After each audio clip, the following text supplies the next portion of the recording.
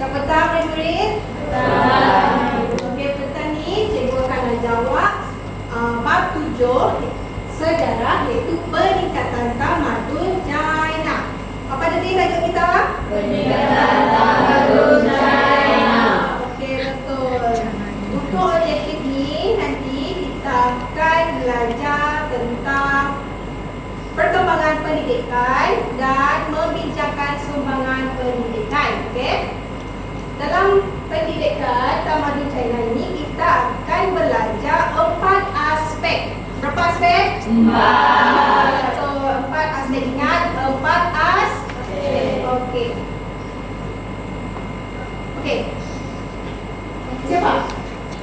Siapa boleh jawab? Siapa? Kenal tak? Kenapa tak kenal? Kenal tak? Siapa? Siapa boleh jawab? Tak. Jangan takut salah. Cikgu tak makan awak. Boleh? Siapa boleh jawab? Cikgu macam ada dengar-dengar tadi. Macam betul-betul je tadi. Siapa jawab bagian belakang tadi? Semua jawab. Siapa tadi? Ada yang boleh tak tahu ni? Betul. Siapa tadi?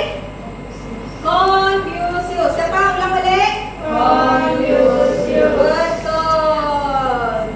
Beliau merupakan tokoh pendidikan pada zaman tamadun China. Siapa nama tadi? Confucius. Okey, betul. Dah saling tahu awak? Confucius ni tadi siapa? Betul. Okey, kita masuk kepada aspek yang pertama, iaitu peranan siapa? Betul. Peranan Confucius ini merupakan tokoh falsafah dan pendidikan terkenal pada zaman tamadun China dulu. Okey? Boleh faham? Beliau menekankan pendidikan sebagai asas moral dan keharmonian sosial. Siapa ni? Asas moral dan keharmonian sosial. Asas moral, keharmonian sosial. Beliau juga mengajar nilai moral seperti hormat. Yang pertama, tulis hormat. Yang kedua, kejujuran. Dan yang ketiga, tanggungjawab. Dah? Dah. Okey. Seterusnya, kita masuk kepada sistem peperiksaan awam. Sistem peperiksaan awam. Sistem peperiksaan awam ini diperkenalkan untuk memilih pegawai kerajaan. Tujuan. Oh, nampak tujuan utama? Boleh nampak? Okey. Tujuan utama peperiksaan awal pada tamadun China adalah untuk memilih betul. Seterusnya, calon yang menduduki peperiksaan akan diuji dalam 3 aspek. Yang pertama, aspek apa? Yang kedua? Dan yang ketiga? Pemikiran Confucius. Okey, untuk tujuan lain dalam peperiksaan awal ini juga memberi peluang kenaikan pangkat mengikut ilmu, bukan keturunan. Maksudnya semua berhak. Ya, betul. Bagus. Naik pangkat ikut ilmu yang awak ada. Yang tu pada zaman tamadun China. Dah salin? Dah? Ada berapa aspek tadi? 3. Aspek yang pertama apa? Yang kedua?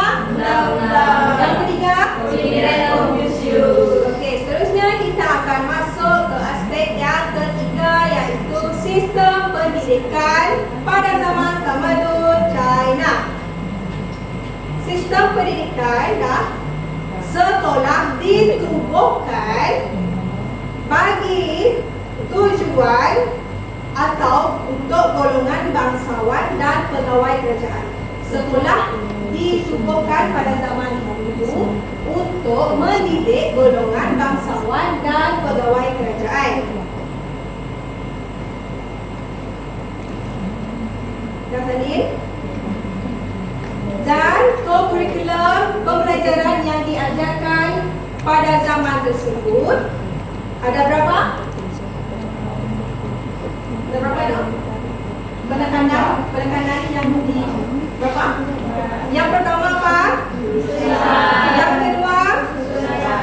Yang ketiga? Dan seterusnya? Betul. Salib. Dah, salib.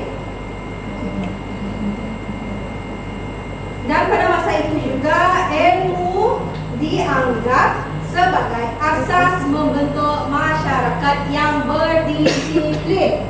Oh, ingat, poin yang pertama adalah berdisiplin.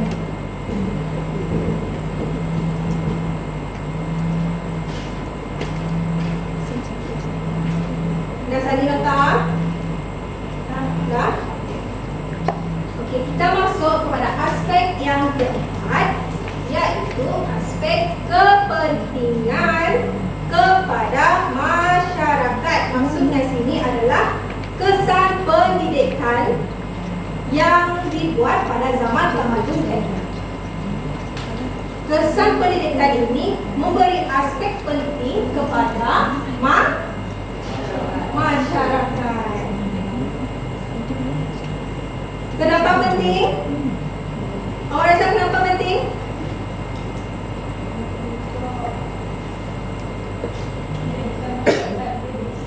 Betul. Lagi, kenapa pendidikan pada zaman tamadun China dulu penting?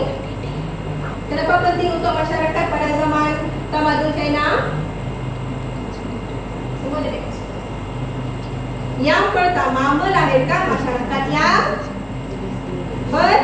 berdisiplin. Serta menjadikan pendidikan, selain itu menjadikan pendidikan sebagai alat mobiliti sosial untuk memperbaiki taraf hidup. Sehingga kita sekarang penting tak pendidikan? Kenapa penting? Betul. Lagi? Betul. Untuk meningkatkan taraf hidup. Betul. Selain itu, kepentingan kepada masyarakat juga pendidikan ini mewujudkan pemerintahan yang cekap dan beretika. Cuba awak salin. Pemerintahan yang cekap dan beretika.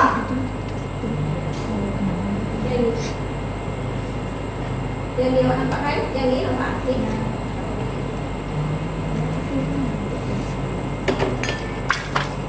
Sampai sekarang, pemerintahan kita cekap dan beretika tak? Zaman sekarang. Awak rasa? Ya kan? Sebab mereka juga mempunyai ilmu dalam pendidikan. Mewariskan nilai cinta, ilmu dan tanggungjawab sosial yang kekal hingga kini. Betul atau salah? Awak rasa? Betul. Dan tak, kat sini. Ada berapa aspek kita belajar tadi? Apa aspek yang pertama? Peranan? Peranan siapa tadi? Siapa tokoh tadi? Yang kedua kita belajar aspek apa? Sistem peperiksaan awam. Yang kedua? Dan yang ketiga? Pendidikan. Dan yang keempat tadi? Kepentingan. Betul, kepentingan pendidikan. Okey, seterusnya kita akan masuk kepada kerja kumpulan, iaitu kad fakta. Okey, murid-murid, untuk kad fakta ini cikgu akan bagikan awak kad fakta yang berwarna dan setiap kumpulan akan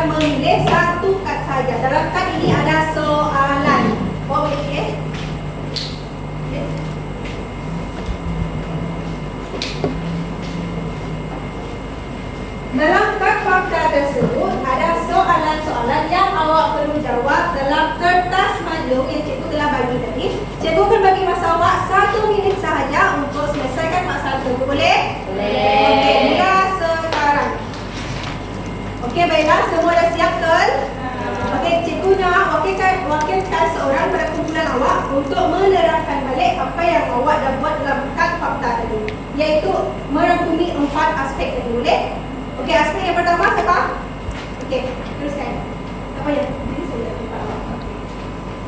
Peranan Konfusius.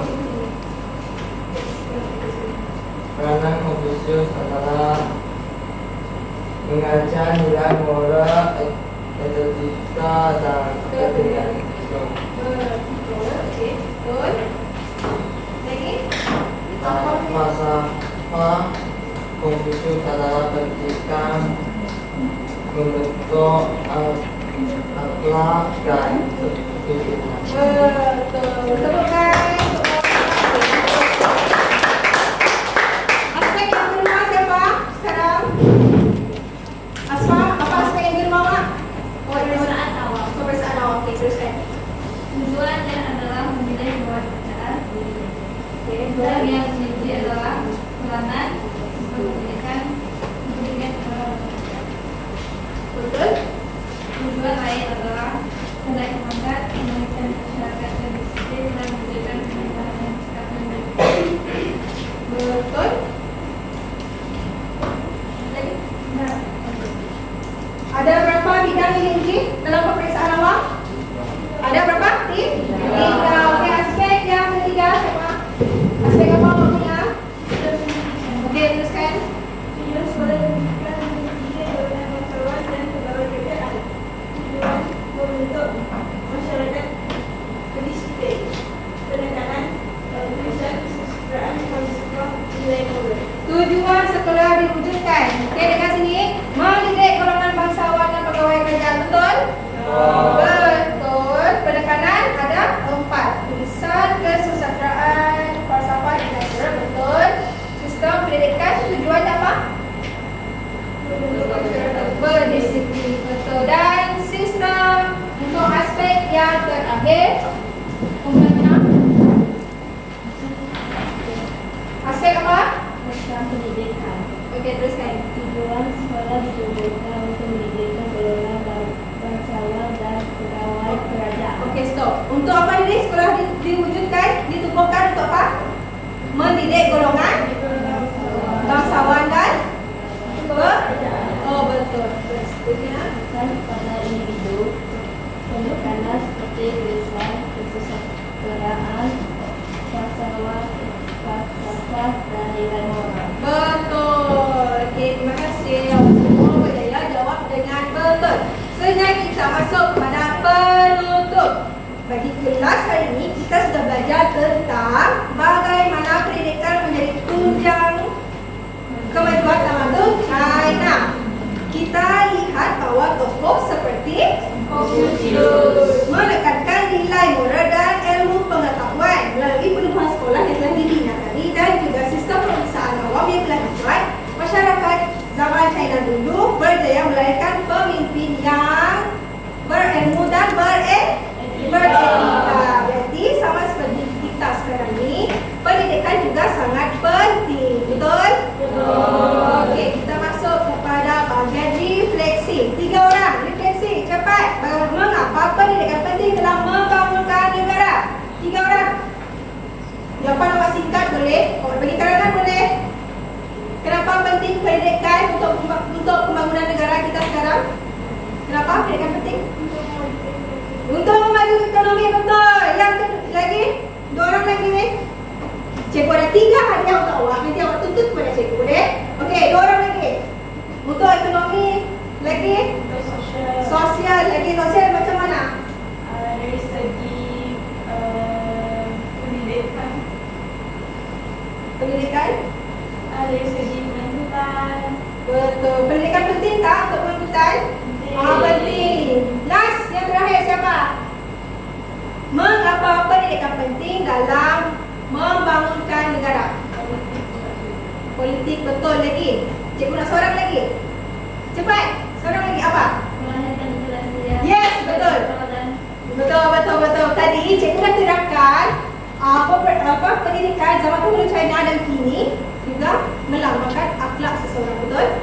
Okey, itu saja untuk kelas kita pada hari ini.